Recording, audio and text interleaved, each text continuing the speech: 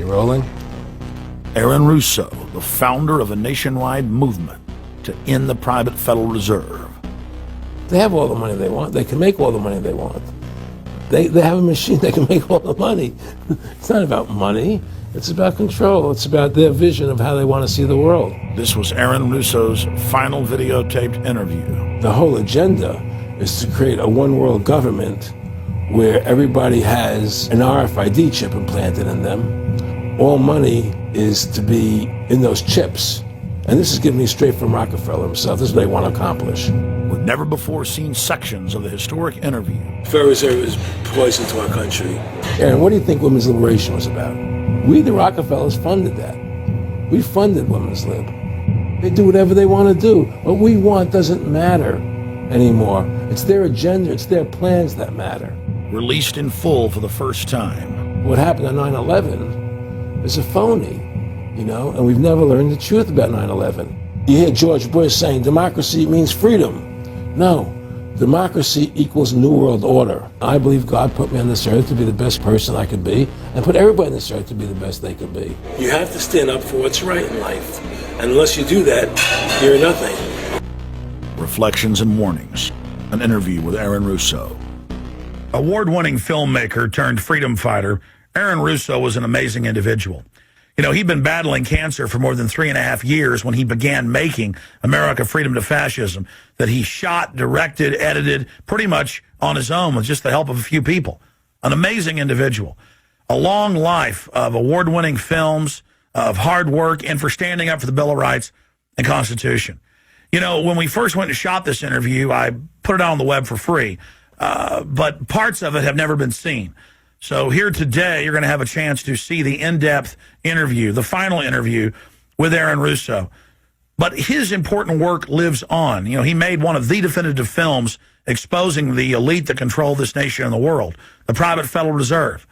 And the information he put out 2 years ago rings more true today than ever. And his film, America Freedom to Fascism, and Mad as Hell, and the other great works he did, just continue like ripples in a pond to light bushfires in the minds of men and women everywhere. So this film is dedicated to the one, the only, Aaron Russo. You rolling? I'm honored to be interviewed by Alex Jones, a truth seeker, fighting for justice in America. He's charming. It's getting me all smiley.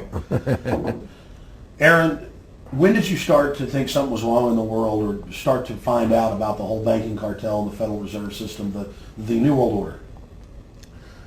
Well, that was a progression of events. I've always been a very independent person, always believed in individuality, and that we were put on this earth to be unique individuals to fulfill our God-given potential, and that the only way to fulfill your potential is to be free, to find out who you are, and to make your errors, to make mistakes. And as I grew up, I began to realize more and more the government was inhibiting me in things that I wanted to do. And what happened, I was very successful in the ladies' lingerie business. I worked for my dad. He had a small undergarment business, and I created the first ladies' bikini panties back in 1963, actually. And then I opened up a nightclub in Chicago called the Electric Theater that opened up the day Martin Luther King was assassinated. Wow. Right, and so the city of Chicago was in flames the day my club opened, and nobody came out to the club.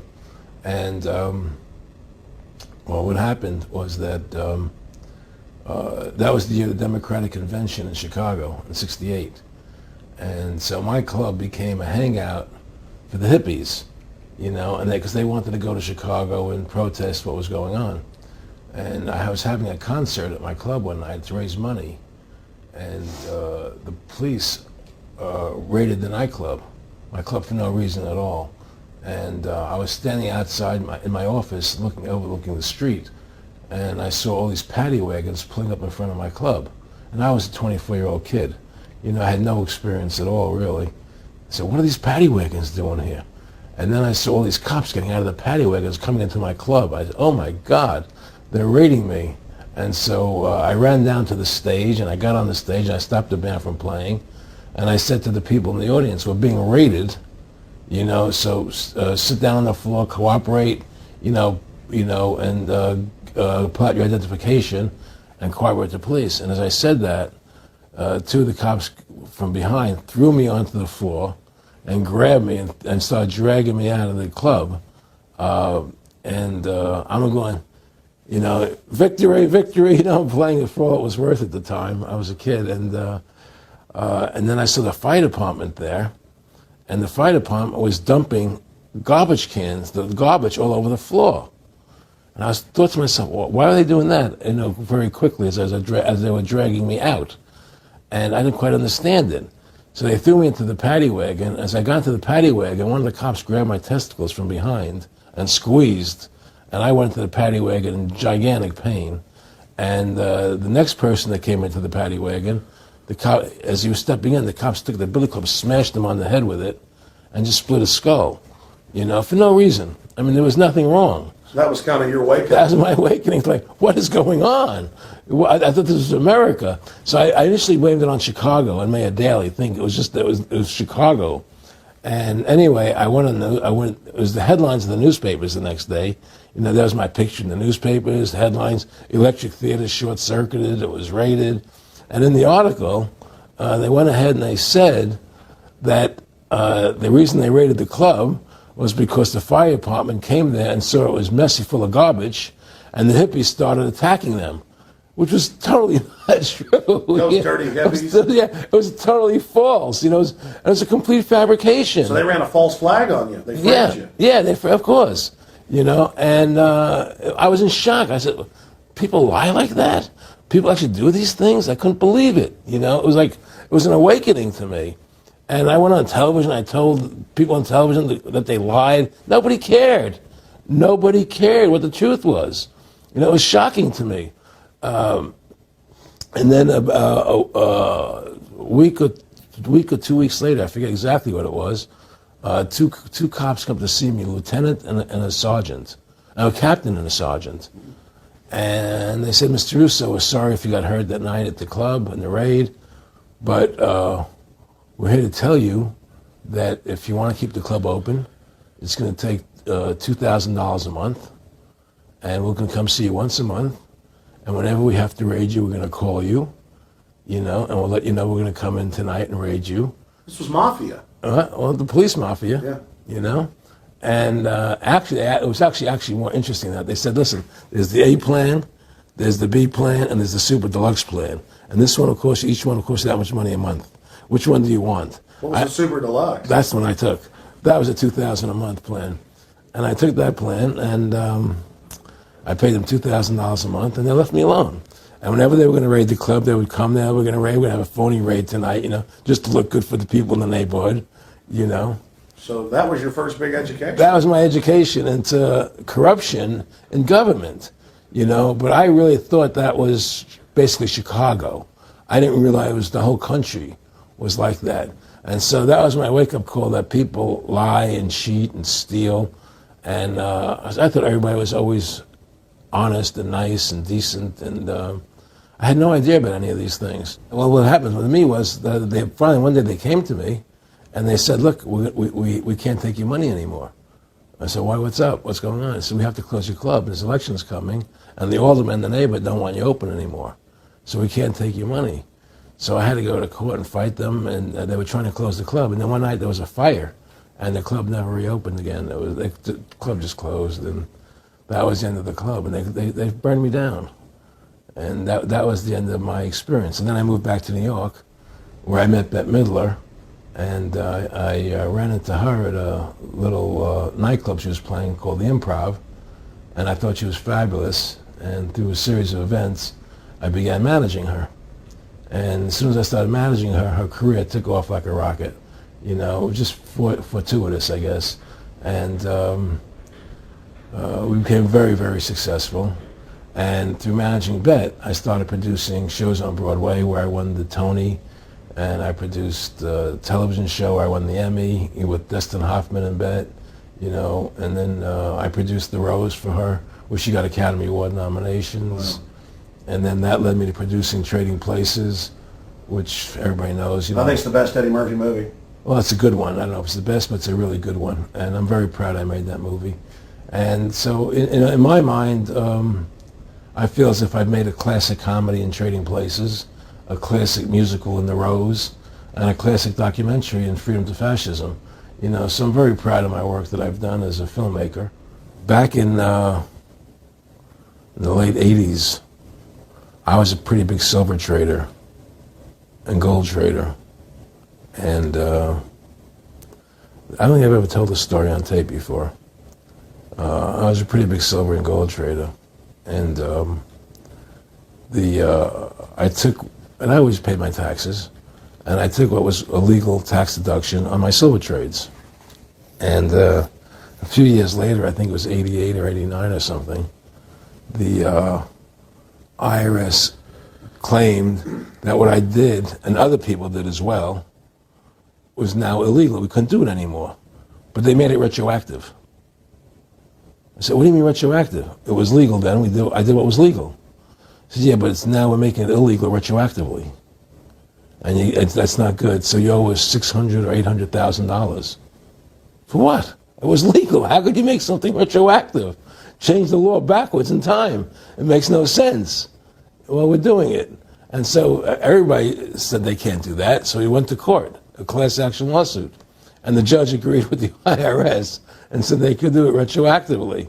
And that's when I knew that there was something wrong in America with the IRS and the system here, you know. Aaron, you were telling me this story last night, and before you even finished saying, in the late 80s, the tax law, I said retroactive. And I knew that because they literally ruined my dad, but he paid. He didn't know. He still thought this was America. And it was legal tax law, what you're supposed to do. They said retroactively you owe, and with, not just retroactive, but they said you also have penalties and interest. That's right. So how do you have penalties and interest on something when they retroactively changed the law? Well, first of all, they can't retroactively. How can you do anything retroactively? Penalties and interest are a farce. The whole thing, because they do whatever they want to do. And that's when I realized America is not America. It's not the land that I was taught it was. Because they can do whatever they wish to do. And there's nothing the citizen can do about it. Now, you've made America Freedom to Fascism. I want to walk through that film, and I want to encourage everybody out there to get a copy of it on DVD. It was also in theaters around the country, and I think the best film out there on the Federal Reserve and the IRS and the whole banker scam, and I want to discuss that with you here. But I wanted to go back a little bit to the point that we discussed last night, where you don't advise people to not pay. And I do the same thing. People say, well, wait, you're saying it's a scam, but you're saying go ahead and pay it. And I like the way you summed it up. Well, it's really fairly simple. I mean, since making that movie, you know, many people come to me and ask me whether they should pay their income taxes or not, you know, and I never advise people not to pay. And the reason I tell them, I say, look, I've done a lot of research. The Supreme Court has ruled that the IRS has no authority. The 16th Amendment did not give the IRS the authority to tax your labor and your wages. That's a fact. All right, the Supreme Court is the law of the land, you know, and the IRS does not trump the Supreme Court. However, that being the case, the fact is, if the mafia would come to you and say, we want $2,000 a month or we're going to hurt you, I would not advise you not to pay them, because you may get hurt by not paying them. Whether it's legal or not doesn't necessarily matter. You're going to get hurt if you don't. It's the same thing with the IRS. They can hurt you. They can put you in jail. They can torture you. So if you don't pay them, you may get hurt. So I never advise people not to pay.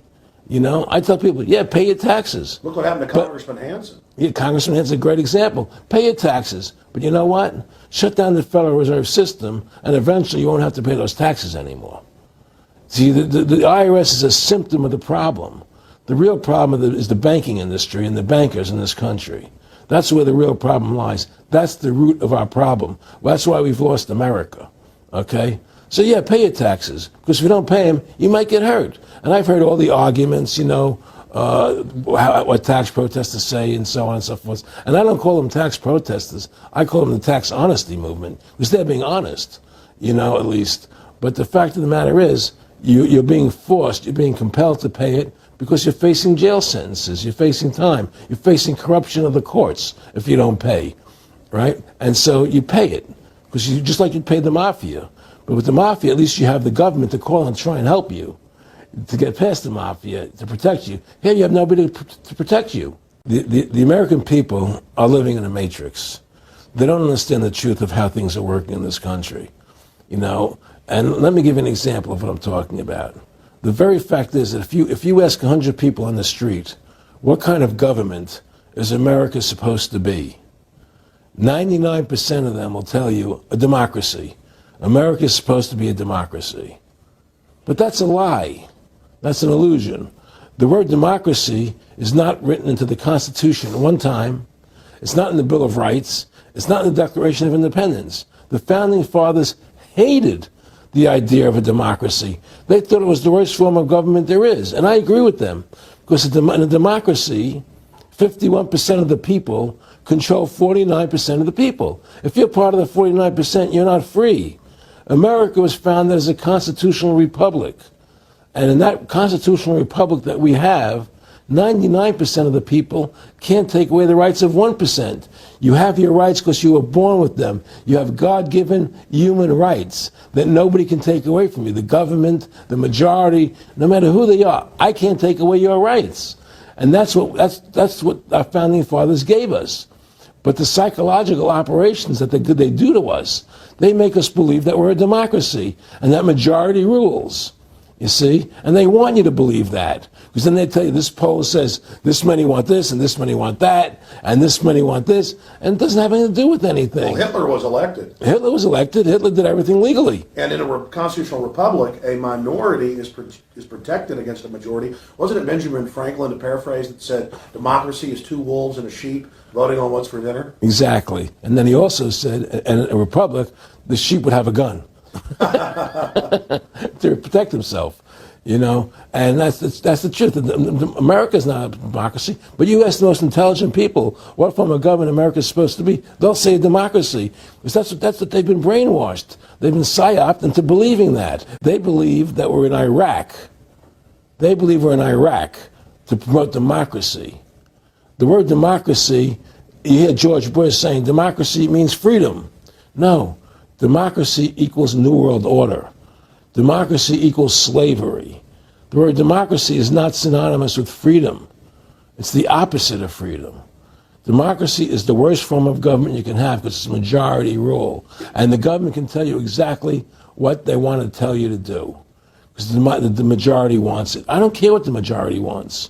I live my life as I choose. And if I don't commit violence, theft, or fraud against another human being, I can live my life as I wish. That's my choice. And if I'm allowed to make mistakes, because when you make mistakes, you learn from them. You grow as a human being. We're put on this earth to become the best individuals we can be, to fulfill our God-given potential. Right? We're not here to put on this earth so that the government can tell us how to live our lives and what we must do. We put into these systems and these paradigms. No. The same thing in health. You know, if you're sick, you have to have a certain protocol.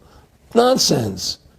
You know, be individuals. Think for yourself. Have critical thinking, you know. And so what's happened is that because they've taught everybody that we're a democracy, which is not true, now, so then in 1913, they bring the Federal Reserve System into being, right? And now you have this Federal Reserve System, which then in 1913 got the right to create money for the government.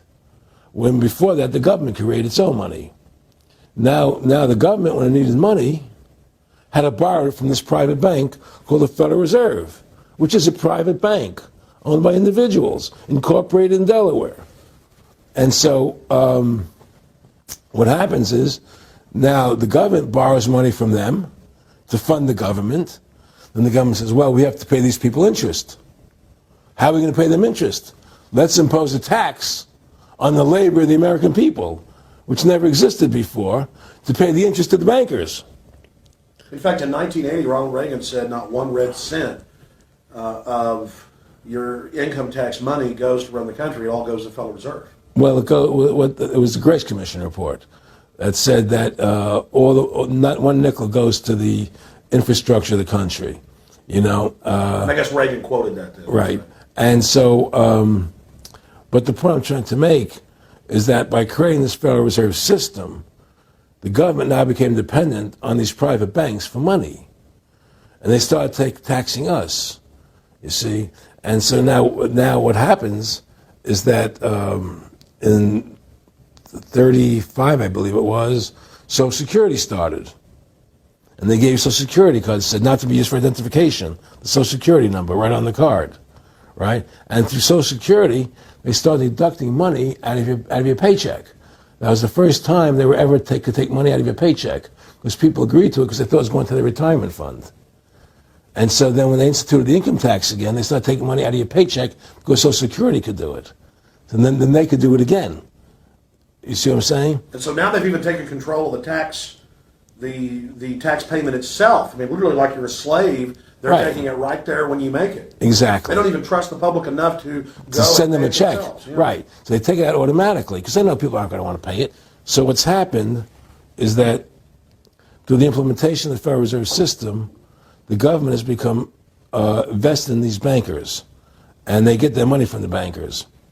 And so then they impose a tax on us, which makes us more slaves, makes it more difficult for us to survive, right? Giving them more profits. And now what's happened is that through the Federal Reserve System, the bankers have pretty much taken control of our government. It doesn't matter Republican and Democrat anymore, because they're both the same. Neither one of them are talking about shutting down the Federal Reserve System or stopping the payment of taxes, or any of the big issues that face Americans, right? So I had a friend, Nick Rockefeller, okay, who's one of the Rockefeller family, and he, when I was running for governor in Nevada, he came to me, introduced himself to me through an attorney, and we became friends. We started talking about things, and I learned an awful lot from Mr. Rockefeller. And one of the things that we used to talk about was the ultimate plan of the banking industry, what they wanted to accomplish. And the goals of the banking industry, not just the Federal Reserve System, but the private banks in Germany and England, all over Italy, all over the world, they all work together. They're all central banks. And they're all part of the Communist Manifesto.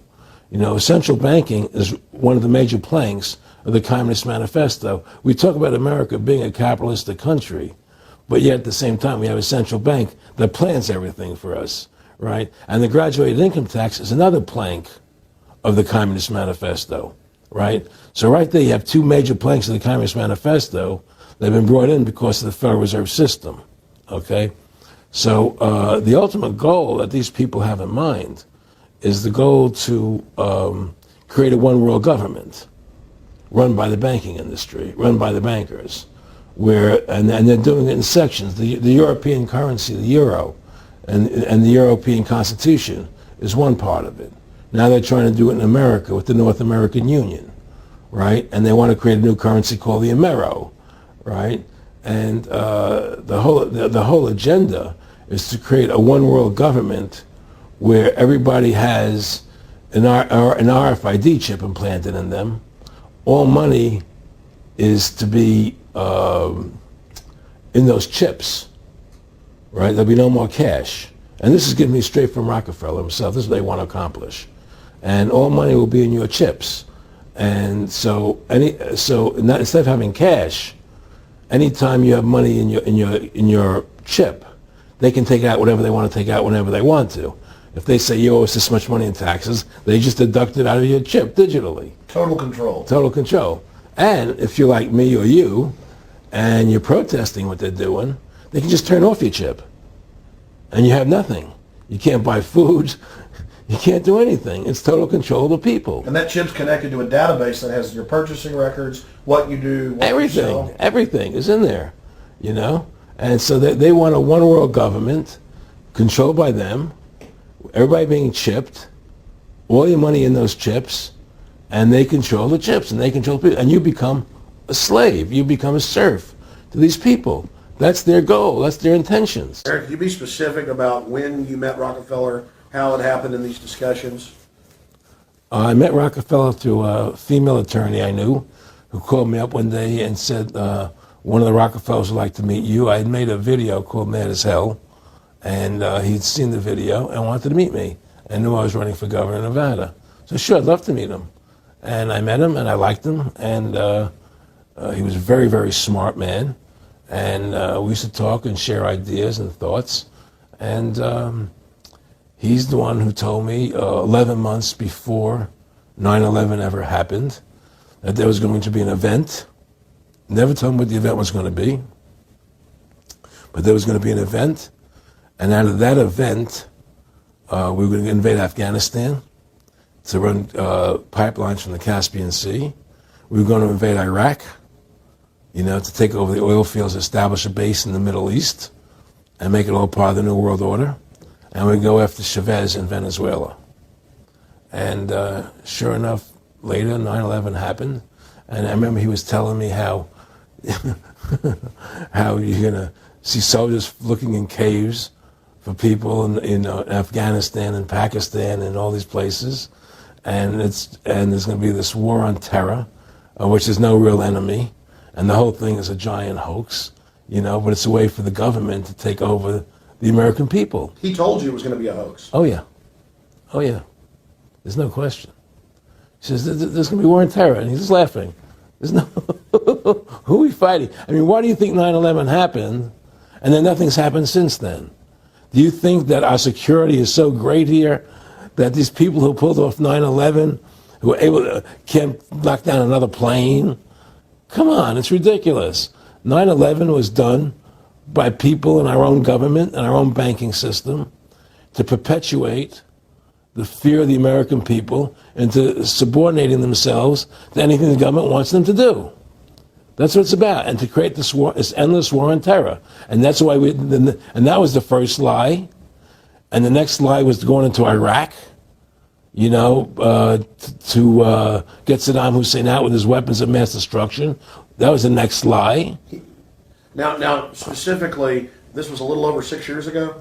This was 11 months before 9/11. Yeah. And Nick Rockefeller, who's a lawyer, he's become your friend over the previous years, and he's saying to you that there's going to be this big event, and then out of that we're going to have a war on terror, and it's just going to go on and on. Right. An endless war on terror without any real enemy. That you can never define a winner. And did he say that it's going to be perfect because you can't define an enemy? It just goes on Yeah, and on? because you can't define a winner. There's no one to beat, so it goes on and on forever. And they can do whatever they want. They scare the hell out of the American public. Look, this whole war on terror is a fraud.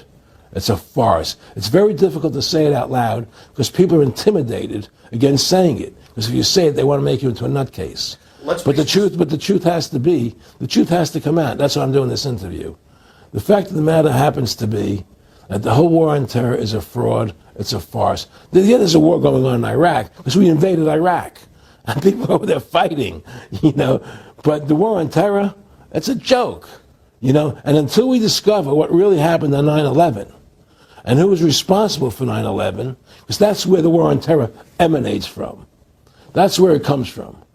It was 9/11 that allowed this war on terror to begin. And until we get to the bottom root of 9/11, the truth of 9/11, we'll never know about the war on terror. Aaron, you said that he was, and I think it's important, and I know this about the Rockefellers, from Dr. Dennis Cuddy and many others, who literally, you'll be 20 years old in a lunch line at college, and no, it's David Rockefeller. And they're experts at recruiting and getting what they call players, and that clearly he was, I want to make it specific and just get you to reiterate what you said last night about you got 30% of the vote, you were having an effect, you made mad as hell, they knew that you'd started the Constitution Party, yeah. They knew that you were somebody who was taking action and getting things done, you'd already made some big films, had a lot of other successes, right. So they were trying to recruit you, and didn't it come down to the point of, hey, we are here to recruit you, and don't worry, your chip's going to say, don't mess with us, this guy's don't touch. Yeah, yes, that did happen. I was definitely being recruited, but it's more subtle than that. Well, in your words, just go through the process, and then what he said. Well, what it is remember, we were friends, and we used to come to my house a lot. We'd have dinner, we'd talk, and he'd tell me about business investments, how you get involved in, or they would help me with this business investment or that business investment. And was I interested in joining the Council on Foreign Relations?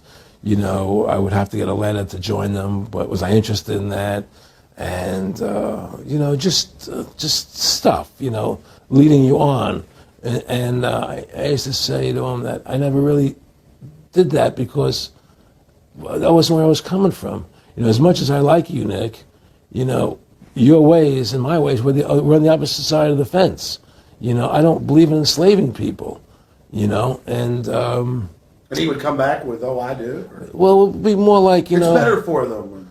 well, it's more like, you know, how do I put it? It was like, what do you care about them? What do you care about those people? What difference does it make to you? Take care of your own life. Do the best you can for you and your family. What do the rest of the people mean to you? They don't mean anything to you. They're just serfs. They're just people.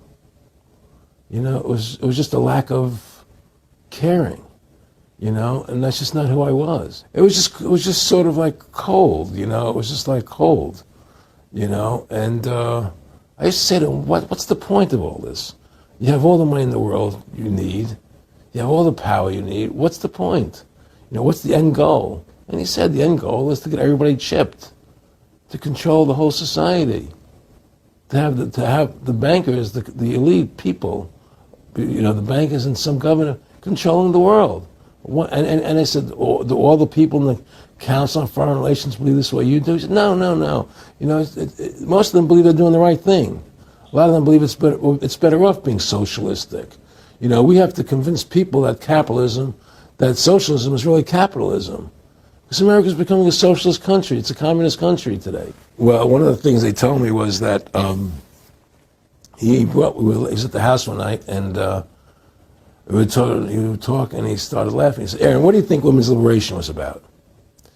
And I said, I had pretty conventional thinking about it at that point. I said, I think it's about women having the right to work, getting equal pay with men, just like they won the right to vote, you know? And he started to laugh. He said, "You're an idiot." And I said, "Why am I an idiot?" He said, let me tell you what that was about. We, the Rockefellers, funded that. We funded women's lib, you know? And we're the ones who got all over the newspapers and television, the Rockefeller Foundation. He says, and you want to know why? He says, there were two primary reasons. And one reason was we couldn't tax half the population before women's lib. And the second reason was, now we get the kids in school at an early age. We can indoctrinate the kids how to think. It breaks up the family. The kids start looking at the state as the family, as the school, as the officials, as their family, not as the parents teaching them. And so those are the two primary reasons for women's lib, which I thought up to that point was a noble thing. You know, when I saw their intentions behind it, where they were coming from when they created it, the thought of it, I saw the evil behind what I thought was a noble adventure. Aaron, did you know that Gloria Steinem, in one of her own books, now admits the CIA funded Miss Magazine? No, I had no idea about that. No, I never heard that. Yeah, we're going to... CIA funded Miss Magazine? Funded Miss Magazine with the stated goal of taxing women and breaking up the family. No kidding. I never heard that. Well, Nick told me. I mean, I know it, but not because I know the CIA was involved in it. Well, Gloria Steinem was proud of it. Oh, the CIA wanted to help women. No kidding. So they funded it, yeah. And of course, it's divide and conquer. Right, and of course. What they do is they focus in, obviously, on real problems. Women were getting shafted in many ways, but the elite wasn't planning to help them. They were planning to really shaft them and take men away from them. Look at what they did with black families. You only had about 10% illegitimacy 50 years ago in black communities, and now it's over 90%. And look at welfare. We're going to give you some money, but you can't have a man in the house. Right. And so that was further to degrade the family. Totally destroyed. And now illegitimacy is over 50% in the general population. Right. Well, see, the whole thing is these people control the money, so they make all the rules. You understand? And they put whatever rules they want into effect. And the truth is, America has really become a socialist, communistic country. And everybody says it's a capitalistic country. It's not a capitalistic country.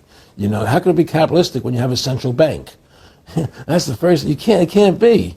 You know, it's a planned economy. It's a planned economy. It's a phony. If they want to create prosperity, they just print dollars. They just make dollars or put digits into the economy, and now you have prosperity. You don't have real prosperity. You don't have real manufacturing. You just have money being injected in. It's an infusion of credit, which only makes the government go into more debt. Into more debt.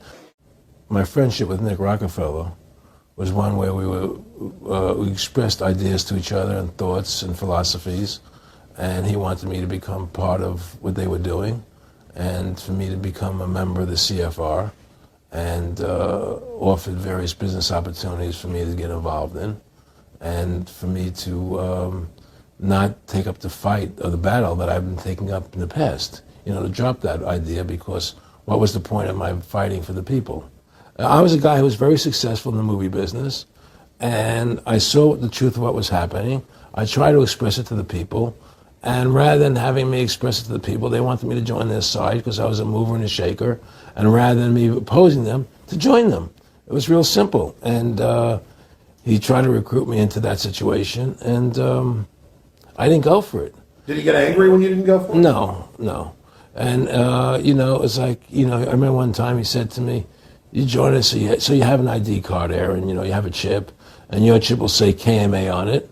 And I said, what does KMA mean? He said, it means kiss my ass. And anybody stops you, a cop or whatever, and you show them your card or your chip, and they'll know to leave you alone, because you're one of us.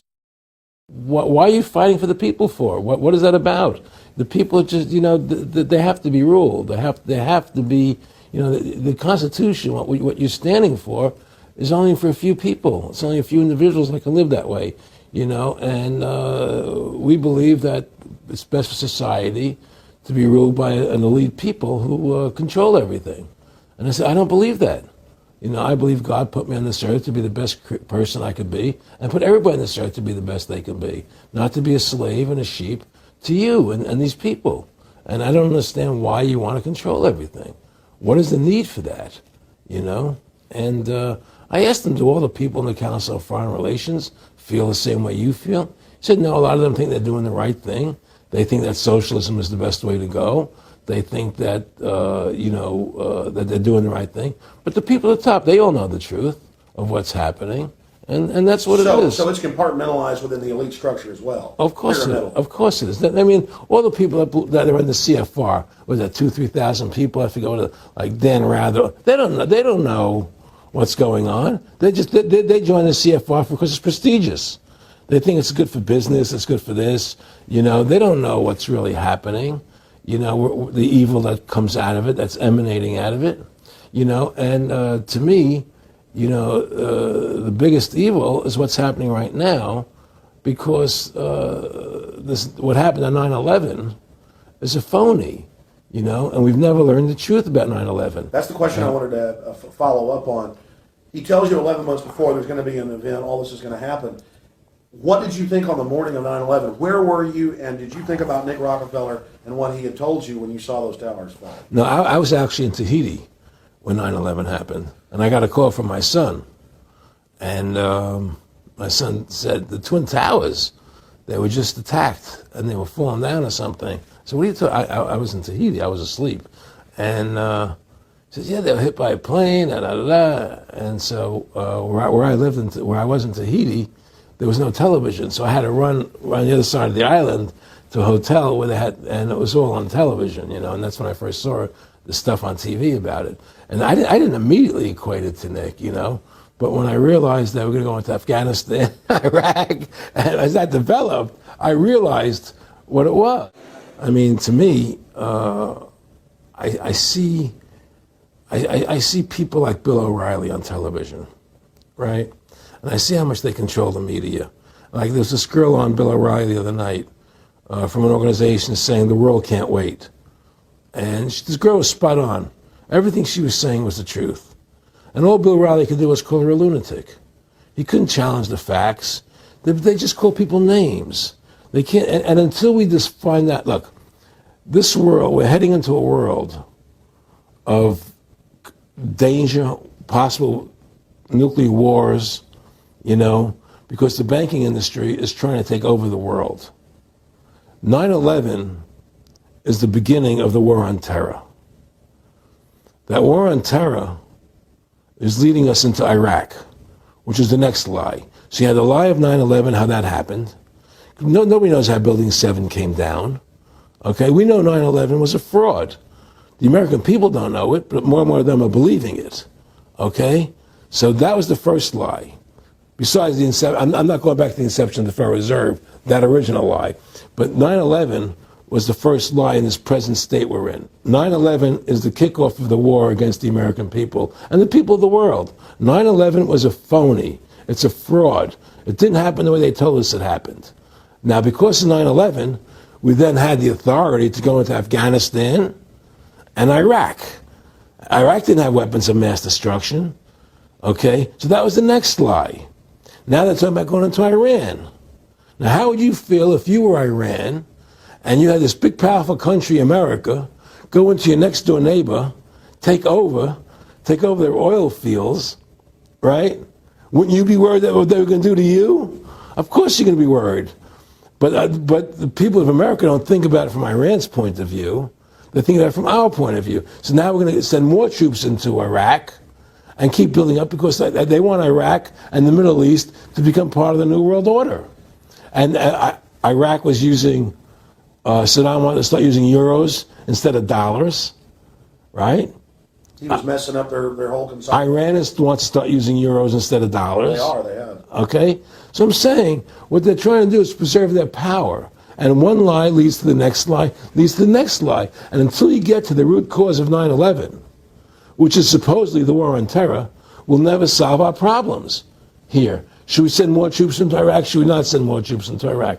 Well, the truth is, the fact is, that it all goes back to this war on terror. Where did 9/11 come from? That's the root cause of everything. And until we have a full investigation, find out why Building 7 fell down, why they shipped all the steel out of America so quickly, from the buildings, why all the things that don't make any sense about 9/11, until we find out why it really happened, we'll never understand why there's a war on terror. And we'll never be able to prove that the war on terror is a phony. Nick and I discussed many things. One of the things we discussed, or he brought up in conversation, was reducing world population, and felt that there were too many people in the world. In a way, I agree, there are too many people in the world, but I don't think I have the authority to say who's going to die and who's not going to die, But they felt that they wanted to reduce world population, and he felt that it should be reduced by half. He even mentioned to me once they were having a real problem trying to solve the Israel-Palestinian problem.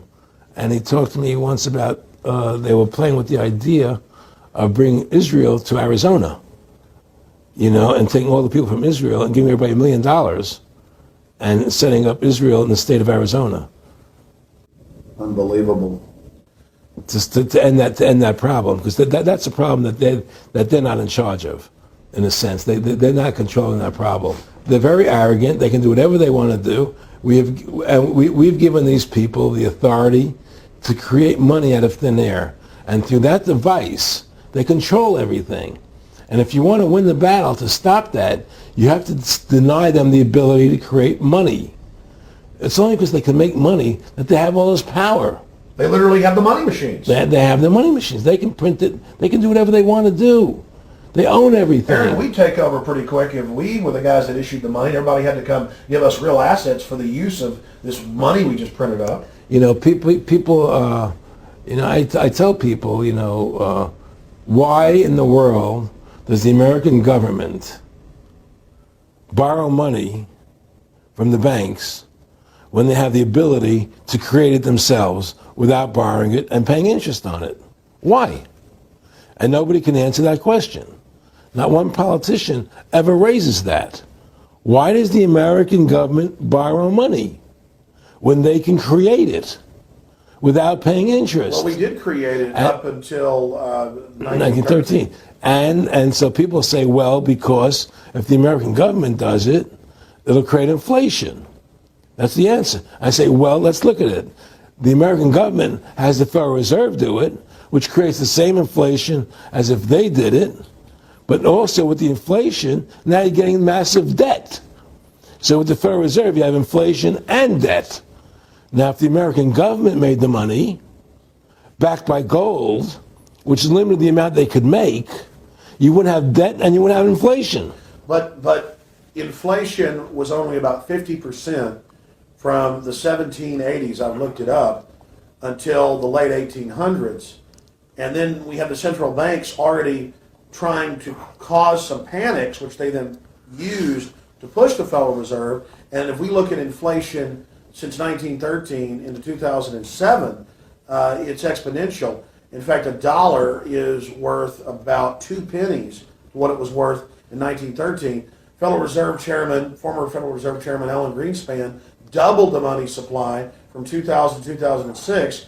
And then Edward Bernanke, the new Fed chief, came in and said he's going to double it again in the next 2 years. And then he said, now I'm going to make the money supply numbers secret. And so now we don't even know. Right. But the evidence is they are just, in the curve of inflation, it gradually grows. And then suddenly at a point, it goes straight up. And it seems it's parabolic, yeah. Yeah, parabolic. But the thing is that the only thing I disagree with you on from early 1800 to 1913, there was no inflation other than during the Civil War.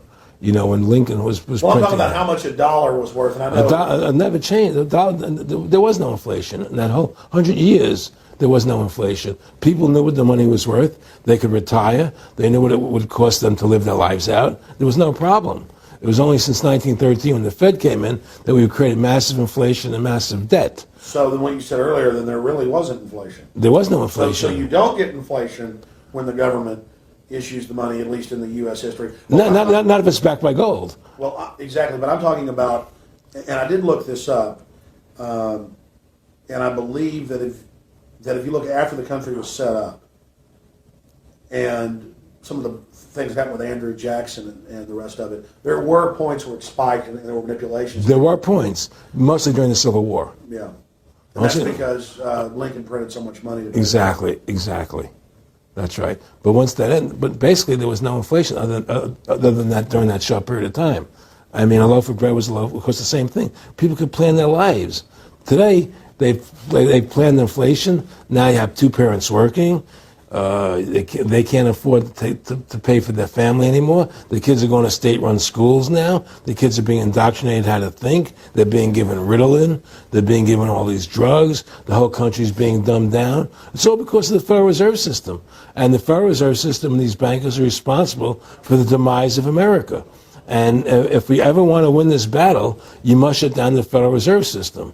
And we must shut down these bankers and restore sound money to this country. Will you talk a little bit about some of the families that own the private Federal Reserve, the stock in it? And obviously, you say you're not a big expert on Bilderberg Group, but you talk about how it's the same system worldwide. It is the same families. They meet and kind of set the policy each year, and then it goes to the Royal Institute of International Affairs in England, it goes to the CFR in the U.S., and then these are their management bodies where they wield control, really the de facto Congresses over the nation. So, I would like to get you to speak some about the families that own and run the Federal Reserve, and if you can't connect it into these other international bodies. Well, I can't speak to those families because I can only speak about, what I know for fact. Everything else is speculation, and I don't like to speculate.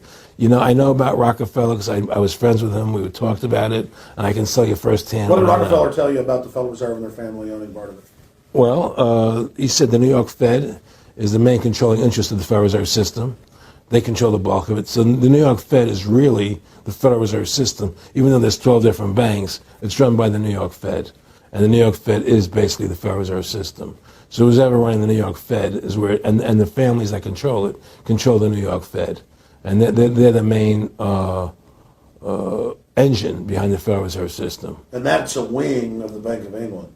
Well, the Bank of England and the Federal Reserve are partners, and the Bank of England is a private bank, and so is the Bundesbank in Germany, and the bank of all the banks of the G8 countries are all private banks. They're private central banks. And look, what happened in Europe? Didn't Europe vote down the European Constitution? Yes.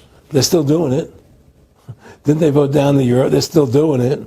They don't care what the people vote. They do whatever they want to do. What we want doesn't matter anymore. It's their agenda. It's their plans that matter. Isn't that prima facie evidence of a tyranny? Well, there's no question we're in tyranny. There's no question we're living in a world where the American citizen is no longer a free individual human being to do the things that they wish to do. We're slaves, and it's getting worse. What do we got to do to bring these people down? In my opinion, you must shut down the Federal Reserve System. And I think that there has to be an uprising. There has to be an uprising. People have to stand up. I can't do it alone. You can't do it alone, Alex.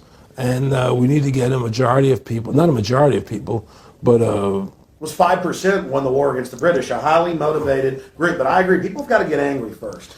I mean, not just, yeah, we know it's corrupt and that lackadaisical. We got to get pissed. people don't seem to have the courage to do what they have to do, you know? I want to say you've got a lot of courage. Well, thank you. You know, I don't know if I have a lot of courage. I just have Well, I want to thank you for what you're doing for my family. I have a sense of conscience and I have a sense of justice. You know, I get nervous about what I do, but I do it because there's no other choice. You know, I couldn't live with myself if I didn't do it, you know. But the fact of the matter is, I mean, I've ostracized myself pretty much from Hollywood. You know, people are afraid to deal with me in Hollywood a lot because of what I do and the things I say. You know, I don't go along with routines. You know, a lot of people in Hollywood know the truth. They're not willing to stand up and speak about it. You know, I know many of them have seen my movie, you know, and they know I'm right, and they won't talk about it because everybody's afraid. Everybody's afraid because they think that this money they get, these Federal Reserve notes, are really money, and they think they have a comfortable lifestyle, and they're afraid to change. You know, they're afraid to stand up for what's right. And until people are willing to stand up and have the courage to do what they need to do, it's not going to change. And hopefully, you know, what you're doing, what I'm doing, what other people like us are doing, can affect the change that people will stand up and say, hey, I've had enough. The thing is, we have one advantage, that they need us to cooperate. See, if we don't cooperate with them, they can't win. And so they always need our cooperation to go along with their programs. So they try to sell us. Right. They try to sell us. Democracy, this majority says this, believe in this, do that. The war on terror, you know, we got to be scared. You know, they're always trying to do things to sell us so that we'll go along with them. And once we learn not to cooperate with them, then we win the game. And that's the point. Don't cooperate with them. Don't go along with the program anymore. Stop it. Join forces. You and I should run for president and vice president and take over this country and bring freedom back to this country. You know, that's what it's takes. Like two people like you and I, statesmen who believe in freedom, who believe in Thomas Jefferson and the Constitution and the founding fathers to make this country whole again. Because right now it's in the grip of the evil ones, you know. And the only way to stop that is for good men to stand up. What's Edmund Burke said? Evil can only thrive when good men do nothing. Yes. Right? We got to do something. That's what it is, you know. Silence is golden, but when it comes to your freedom, it's yellow. You know, we have to stop being scared. We have to stand up and do what's necessary to take back, to stop these bankers, these elite, this government full of lies, congressmen full of liars, you know. People destroying our borders, you know, creating a government. I mean, imagine this. Here you are in America, and they're combining America, Canada, and Mexico into one country, the North American Union, and the American people don't know anything about it. It's not even in the press. They'd rather talk about Rosie O'Donnell and Donald Trump calling each other names than discussing the fact that we're merging into one country. The press doesn't even report it. Or that Paris Hilton doesn't wear underwear. Yeah, Britney Spears. But I mean, who cares? I mean, the fact of the matter happens to be that tells you how controlled the media is.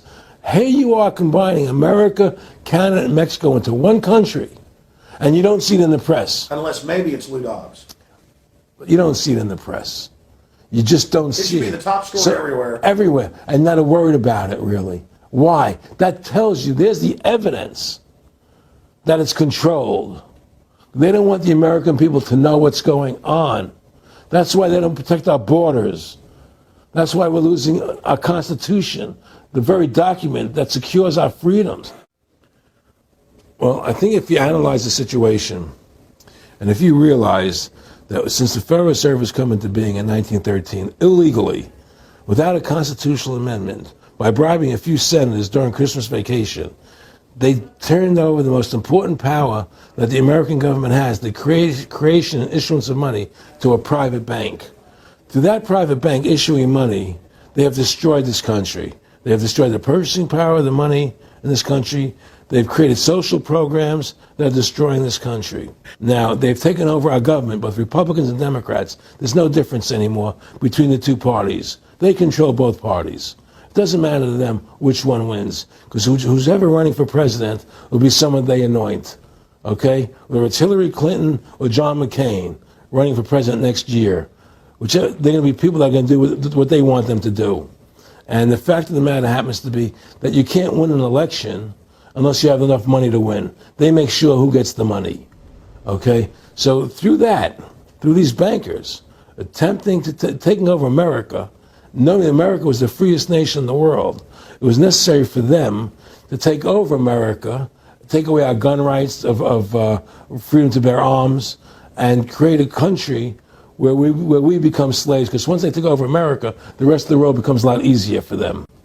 And so, by creating 9/11, an event to terrify the American people that were being attacked by terrorists, you create a world where there's an enemy that can never be pinpointed.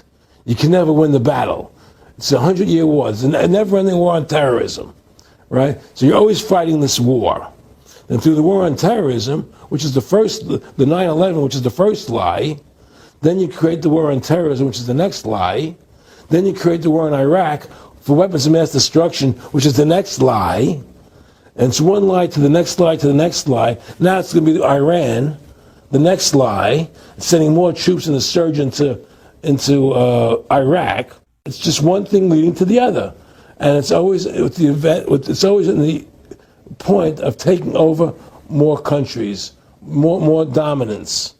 You know, making sure the American dollar, making sure the G8 stays in control of everything, and what they want to do is to control the American people, control the people of the world, put RFID chips in everybody, so everybody's a slave to these central banks. Did you ever talk to Nick Rockefeller after he told you all this and then 9/11 took place? No. But he did. He told me that you're going to see men running around caves looking for Osama bin Laden. You know, you're going to see men looking for, these guys, and they're going to be, He told you it was all going to be bull. It's a phony. The whole thing is a fake. It's a fraud. Was he laughing, or was he just coldly saying this? No, it's more laughing. Cynical. Laughing. It's more like, look how stupid everybody is. Look how stupid everybody. We can do whatever we want to do. Well, it is ridiculous. It's like with al-Zakari. They claim they killed him like 14 times. And they never said, well, we didn't kill him last time, but we killed him this time. They never even, now they're like practicing being ridiculous. Well, what about bin Laden being in the American hospital, getting kidney help? Yeah. Right? In the American hospital, right? They could, if they wanted Osama bin Laden, they could have gotten him. Oh, yeah. He was right in the American, after the Cole. Well, every time our troops really would keep catching Taliban leaders, they would be ordered by the generals to let them go. That's come out in the newspapers, but only here or there.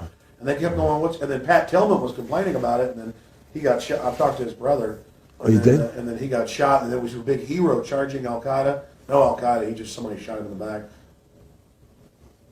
Look, we're dealing with complete evil. We're dealing with complete evil. And until the American people wake up and say, we don't want this evil in our country anymore, and we want to come back to a country of decency and goodness and integrity and honor, we're going down that road. And that's what it's going to take. It's going to have people to stand up and say, we don't want to live in this kind of a world anymore. I believe we should pull all our troops out of Iraq. I believe we should leave other countries alone. Let other countries live their lives the way they choose to. Stop trying to spread democracy around the world, which is the worst form of government there is anyway. Restore our republic to what it's supposed to be, and go back to what the founding fathers gave us, and try and restore that. Restore the republic. Like the point of everything is that we have to mobilize. Each one of us. You and I can't do everything, Alex. You and I may be leaders. We may be out there, and people listen to us, what we have to say, and follow us. But the truth of the matter happens to be, it takes all Americans to stand together, to stand tall, to mobilize and say, we're not going to take this anymore. I'm mad as hell. I'm not going to take it anymore. We're going to stand up and fight the battle. And you and I can't do this alone. We're just leaders of the thing. But other people have to join in with us and stand side by side, shoulder to shoulder, and say, I'm not going to take it anymore. That's what it's going to take to win this effort, and to stop cooperating with the government and with all their rules and regulations, and to wake everybody up, to hand out DVDs of my movie, to hand out DVDs of your movie, to educate everybody to what's going on. Well, freedom and liberty is what people really want, and it's time to stop the duplicity of the government from lying to us. You see, many people know the truth of what's happening in this country. They know the truth, like the numbers you gave about 9/11, but they're afraid to stand up. People have to find their courage and stand up and say, I'm not going to take this anymore. I know the truth, and it's like they create a situation where if you tell the truth, you're considered a lunatic. In other words, if someone goes on a TV show and says 9/11's an inside job, oh, you're an idiot, you're crazy. They call you names. You can't be afraid of that. Well, it doesn't work anymore. I mean, they have no facts. Just calling you crazy doesn't make you crazy. Well, we know that. They also go get kooks who are kooks to put them on and then say they represent us. That's right, exactly. Another tactic. Exactly. And Bill O'Reilly's great at that. Sean Hannity is great at that. They just put people on who they can dominate, But why do you think guys like that, they're not stupid? I mean, I've talked to people that know, they know the truth. Why do you think they decide to join the evil? That has to be in their hearts. I mean, I had the opportunity to do that, and then in my heart I couldn't do it.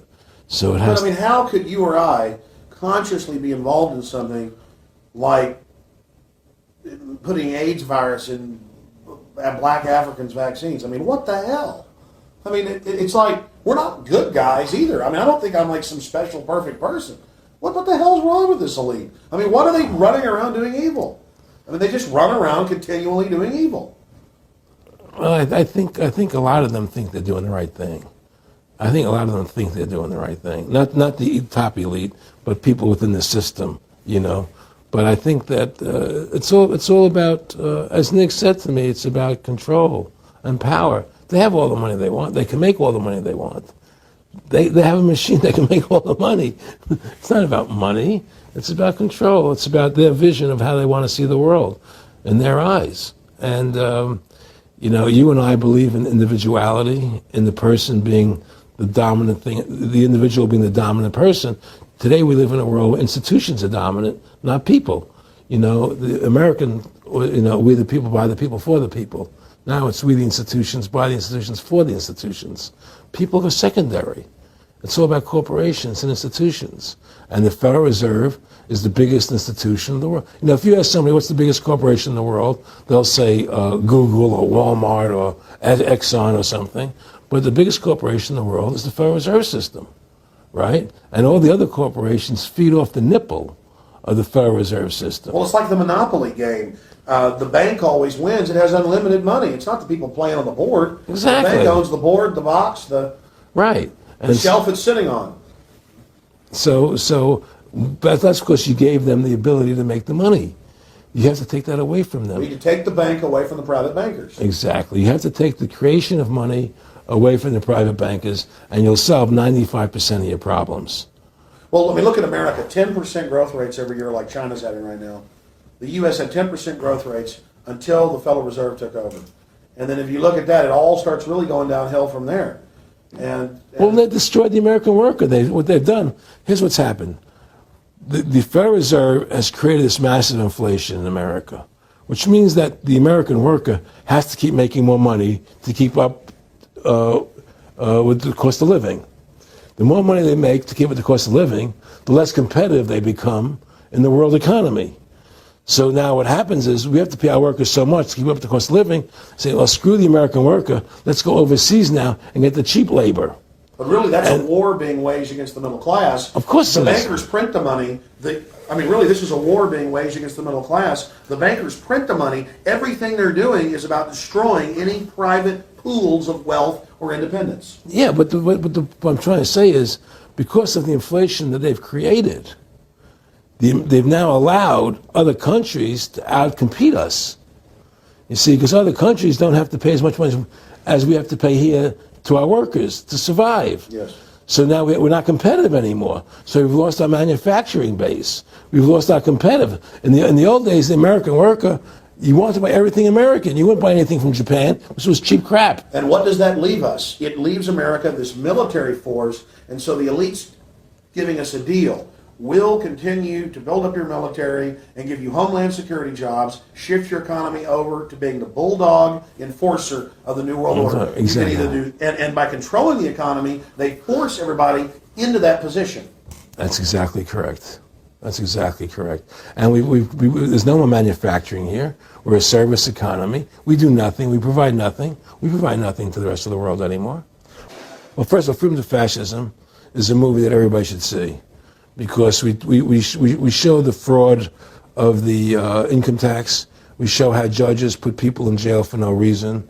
We show the corruption of the justice system, and we show how the Federal Reserve came into being and how it's controlling society, and how all the central banks of the world are working together through the Bank of International Settlements in Switzerland, which is the central bank for all the central banks, and how they all work together to create this one world government, the one world order, which is what they're trying to do. So Freedom to Fascism is a movie just to get you a good basic education about how the world is really working. And I really want everybody to see that movie. Critical. In terms of the CFR, in terms of compartmentalization, I mean, there are many good people, I believe, that are part of these organizations who don't even understand what the organization's really about. People like when I was in Germany doing cancer treatment, there was a gentleman there who was visiting a friend of his who had cancer, and he was a member of the CFR, and we were talking, and I showed him the movie. He said, "Oh my God, I'm going to resign. I had no idea this was what the CFR was about." He had no idea. He was just a nice guy who thought he was in this prestigious organization. Yeah, a lot of it's about getting good people, and so you can watch them. Keep your friends close, your enemies closer. Well, no, it wasn't even that. It was, well, a lot of people join the CFR because they think it's a prestigious organization. It'll help them in business, make good business contacts. They didn't have an understanding that the CFR is really about world domination, about how they and the Trilateral Commission, the Bilderbergers, all work together, with the banks to control the people. A lot of them don't understand that. They don't see the big picture. Oh, it's CFR, it's a prestigious organization. I'll make this one, I'll make that one. I can do good business deals out of it. It's just business to them. The CFR wants to get the people in there that have influence and power, and so they're part of that. So they're not opposing them, It's like the whole country today is becoming the haves and have-nots. You're getting the very, very wealthy, the middle class is being destroyed, and you're getting the poor people. Isn't this just a slick mafia that took over and uses fancy PR? Well, you can call it mafia, you call it whatever you want, but it's definitely a criminal organization. There's no question about it. But it's a criminal organization that has prestige, that appears to have what's the word I'm looking for? Class, style. It's like, respected. It's respected. People don't look at it as being a criminal organization. That's what a great job they've done. People look at Alan Greenspan as being a hero. The maestro. What do you think happened with him in the late '60s? He wrote a big section, a chapter for Ayn Rand in a book, and he talked about how horrible the Federal Reserve was. We needed a gold standard. Now the bankers are robbing us. And then they literally came in and said, "Oh, and you see somebody who made a deal with Beelzebub." Well, exactly. You make a deal with the devil. I mean, it gave him a chance to be one of the most powerful men on the earth, and it gave him a chance to accomplish things he never thought he would accomplish in his life other than that. And it's very seductive. It's a very attractive perfume. I mean, I was attracted when they came to me and spoke to me about it. I thought about it. I was attracted to it, They asked me if I wanted to open up these nightclubs, open up a chain of Baywatch nightclubs, and we'll do this thing, we'll do that, and we can do this. I mean, all these things were proposed to me, business ventures. But you know what it is? It was your nature, though. It's the way you are. You couldn't take the deal. Well, I can't do that to people. I just can't be in a position where I can do that to other people. I have a conscience, and my conscience would not permit me to do that. People say I'm very courageous. I don't think I'm courageous. I think I have a conscience. And my conscience doesn't allow me to do that to people. It makes me feel sick. You know, I just don't believe in it. No, I agree. When I do bad things, I feel bad. When I do good things, I feel good. Yeah, exactly. I feel the same way. And I mean, I don't know what's going to come out. I mean, I don't have that much money, but I've got some money. I mean, it's like, what more do I need? I can go on a trip if I want. I can help pay for my kids to go to school and have my wife, comfortable. I mean, how do I go out and screw people so I can have some more junk?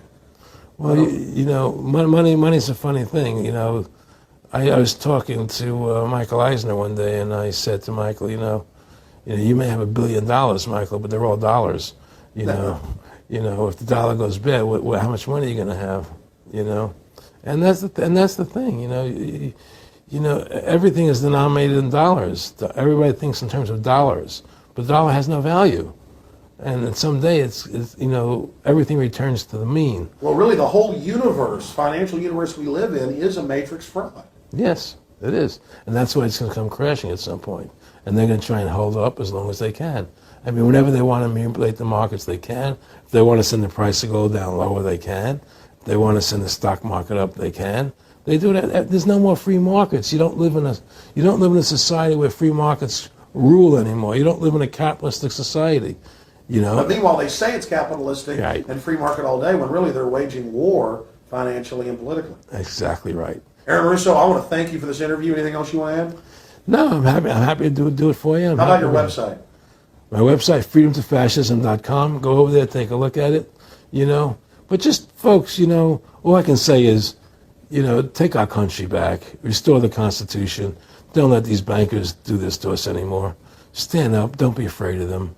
And do what you got to do, And I have plans in the works. And when I get over my problems, we'll reveal them, And Well, I'll be supportive of that. Thank you, Alex. And listen, you've done a great job alerting people to the truth.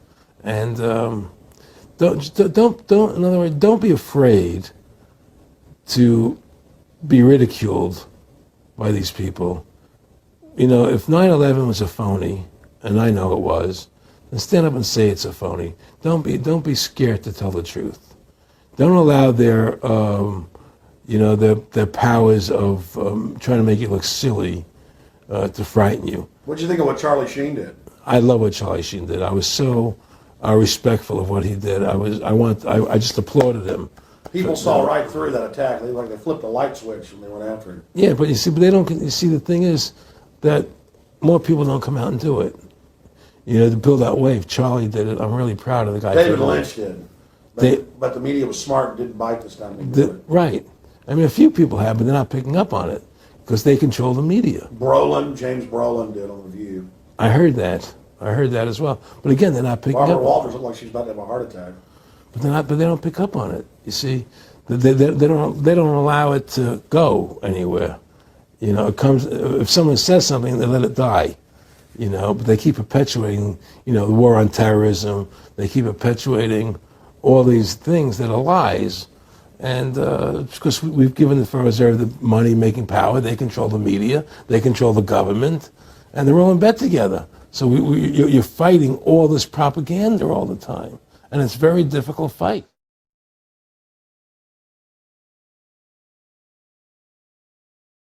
The Federal Reserve is poison to our country. Of course it is. It's poison. Whoever makes the money makes the rules. Rothschild said that. And they make the money. Why are we allowing these private bankers to make the money for our country? It makes no sense. Why are we paying interest to these banks to make money for us when the government can do it itself without paying interest and without all that debt? There's no answer to that question, and it's the question no politician will raise. Everybody talks about America's debt, how much debt we're in. We're in debt because we have to borrow money. But we don't have to borrow money. They designed it so we go into debt. Exactly. We can create the money and back it by gold so they can't create too much of it. So you don't have the inflation. And do what the founding fathers gave us. But instead, the bankers make the money, they control the government, they buy the politicians, they tell us who gets into office. You have computer voting, that's a fraud. They do whatever they want to do to us. They do whatever they want to do to us. And it has to stop. How could there be a war on terror and actually say that we're having a war against terrorism and leave the borders wide open.